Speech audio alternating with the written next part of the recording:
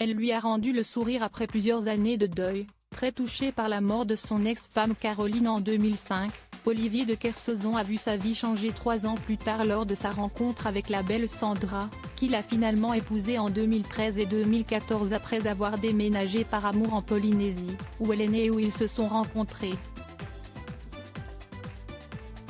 Une femme plus que jeune que lui et qui reste très discrète aux côtés du navigateur de 78 ans, membre des grosses têtes, posant rarement avec lui devant les photographes. Elle préfère rester tranquille dans ces îles de l'autre bout du monde, où le navigateur, récemment atteint d'un cancer, a finalement trouvé la paix. Le couple avait opéré une rare sortie publique en 2017, à l'occasion du déjeuner des conférenciers de la compagnie Ponant au restaurant Le Jules Verne à Paris. Leur sortie exceptionnelle avait été immortalisée, la photo est à retrouver dans notre diaporama. Pendant 40 ans, j'ai vécu uniquement préoccupé par les choses de la mer et des bateaux.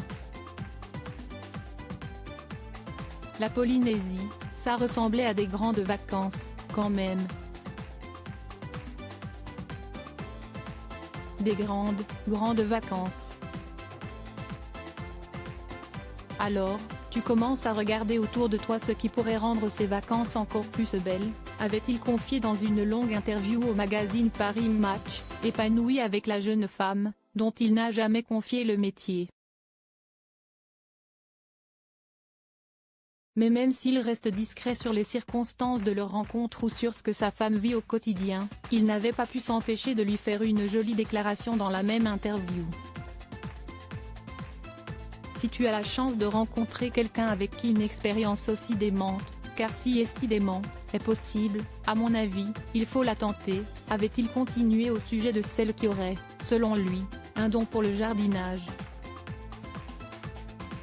Je n'aurais pas peur du mariage.